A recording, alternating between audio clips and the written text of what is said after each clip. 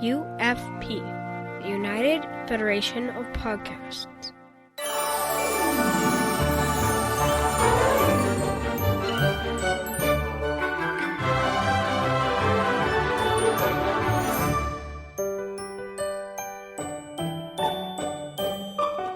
To all who listen to this happy podcast, this is Mickey Marvels on the United Federation of Podcast Network.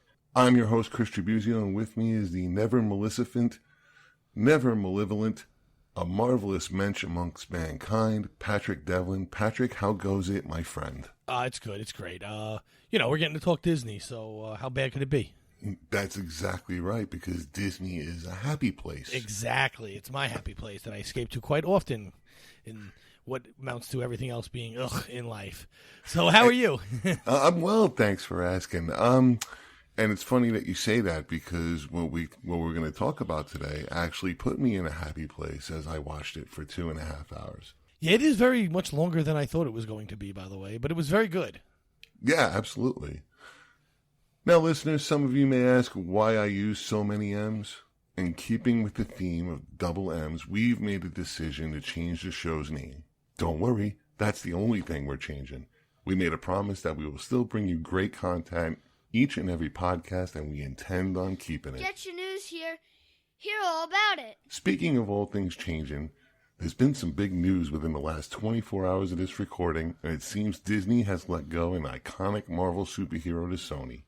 The execs at Disney, during a meeting with Sony, let the wall crawler web swing straight into the hands of Sony yet again, due to an unsuccessful compromise to keep their Spider-Man within the MCU. I am absolutely upset about this. Patrick, what say you?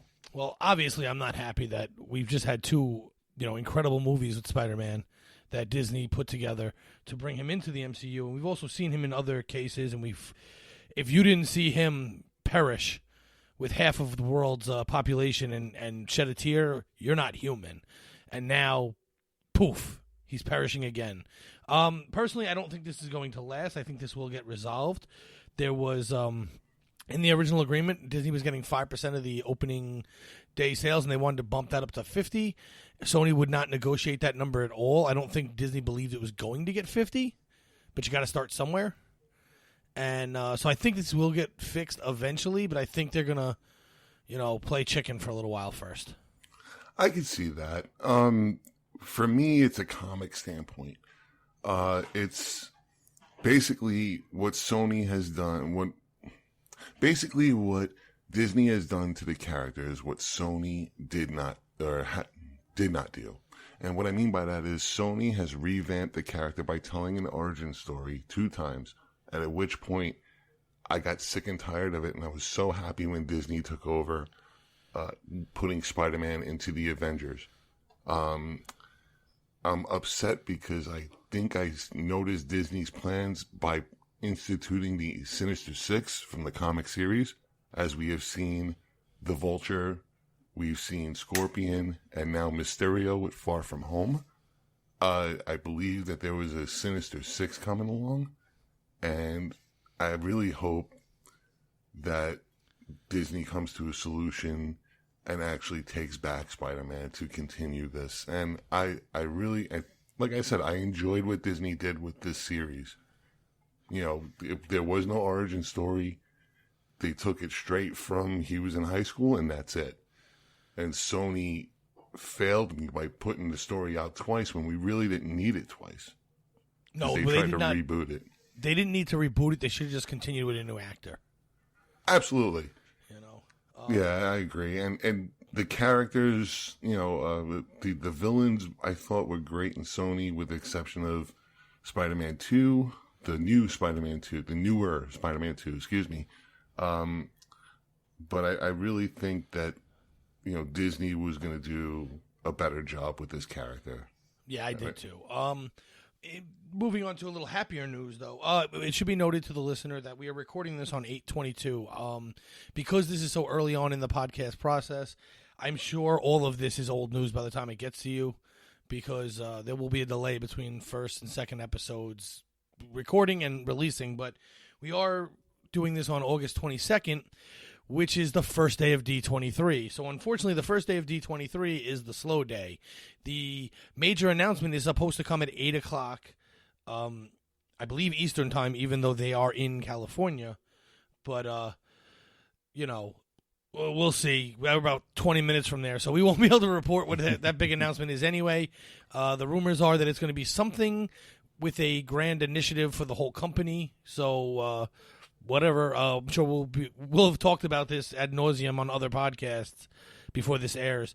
The other thing I would like to mention that I just happened to come across was on November 12th, they're coming out with a live-action Lady and the Tramp.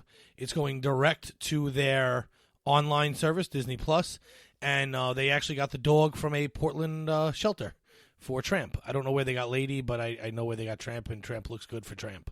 And that's what I also heard sometime earlier this week, that they were going to use rescues as actors, for lack of a better term, for this live action movie.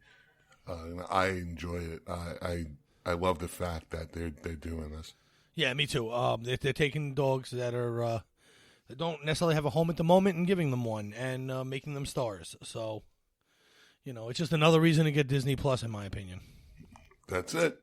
And Hulu and ESPN Plus if you're a sports fan. Right. Well, what's interesting is, okay, so we reported last episode that it's $13.99 and you'll get all three, but you can actually just get one. And if you just get Disney Plus, it's like $7. Okay. So there are options if you didn't want to spend the same price as Netflix. You can get just Disney, but for the price of Netflix, you can get 3 networks. Why wouldn't you? Oh, absolutely. Like I mentioned last podcast, I was looking forward to getting Hulu, but why am I going to pay 2 different prices? Right, because you'll be able to bundle the 3 together and you get a $5 savings. That's how you get to the $13.99. And if anybody knows anything about saving money, especially when it's Disneyland or stuff like that, it's the listeners out there. So anything for you guys to spend more money at Disney. Yeah, absolutely.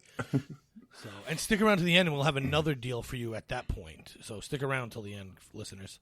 Ooh, I'm interested. Get your popcorn, get your drink. The movie's about to start. So our first official podcast, we're going to review Fantasia. Fantasia was released in 1940 and is a 2.5-hour symphony that pairs animation with classical music. Patrick, you're someone I look to as an aficionado. What's your review of Fantasia? So the quick review is I love it. I love everything about it. I don't believe I've ever sat through that movie start to finish before, ironically. As much Disney as I've watched in my life. I know every scene. I've seen every scene. Anyone who's watched any amount of Disney television more than, say, 5 hours worth has seen almost all those scenes, whether they're cut up or not. But so I really enjoyed it. I would rate this very high. I would also say that it's amazing how much culture has changed since 1940, because there are some scenes where people are topless, and they're just topless, and nobody bats an eye at it.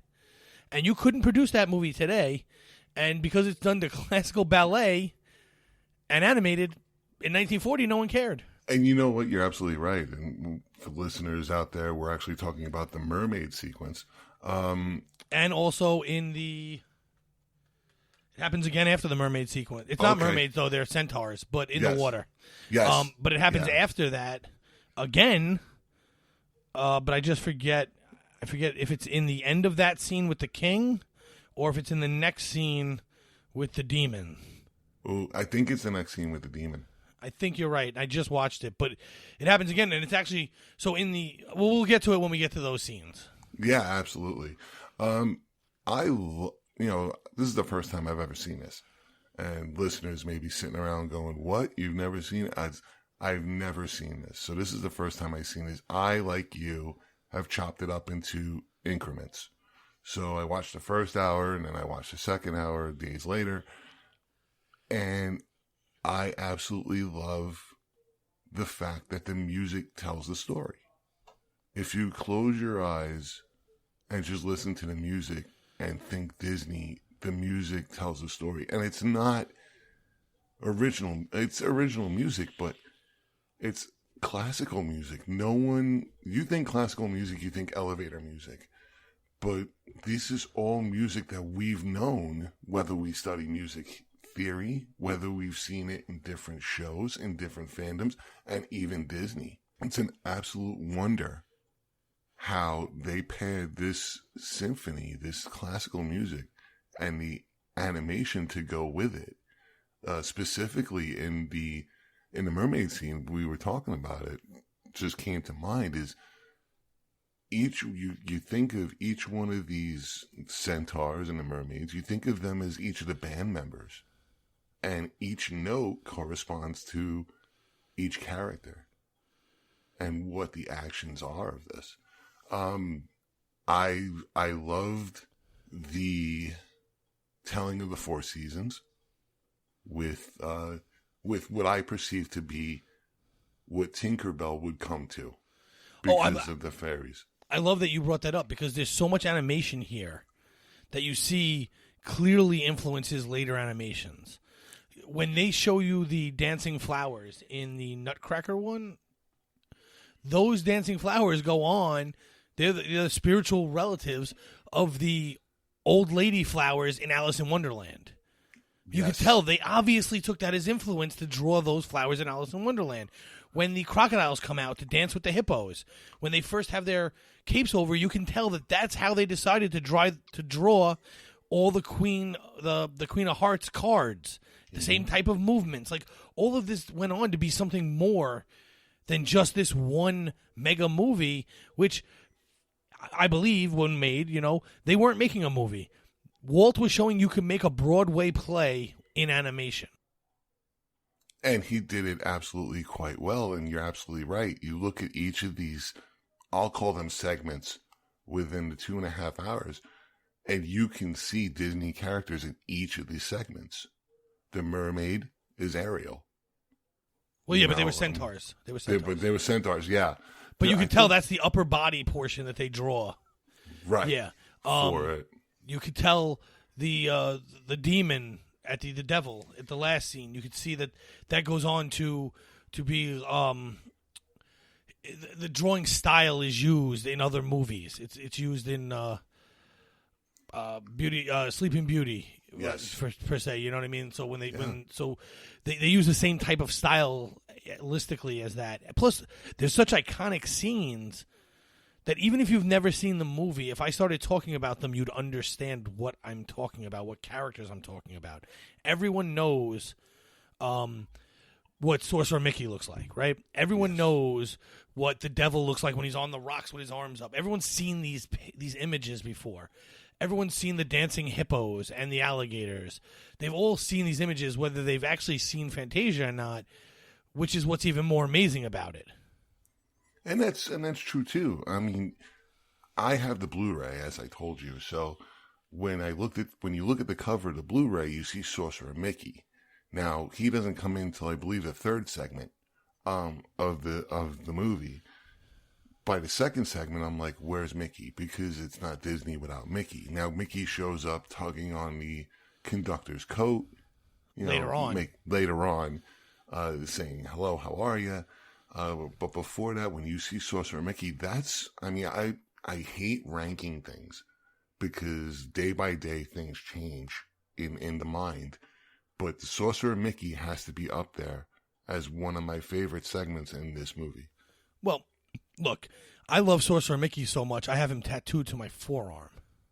Oh, wow. So, I'm a huge fan of Sorcerer Mickey. To me, that's just as much of the iconic image of Mickey as any other image of Mickey you can give me, And what's ironic here is it's a 6-minute segment, a 2.5-hour movie.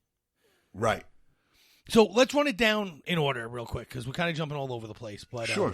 So we start off with the very first segment is nonsensical music, I guess, is the way he kind of explained it to be. Not that the music is bad, but it's just music for the sake of music. Okay. And so what they do is they give us imagery that we would associate with music because the idea is you're supposed to be listening to this music and the images on the screen are supposed to be what's going on in your own head. That's the idea of Fantasia. Mm-hmm. So the images we get are like the violin bow flying by and strings plucking themselves and all kinds of you said it best when we were texting. Acid trip, but it's an acid trip of music, and there's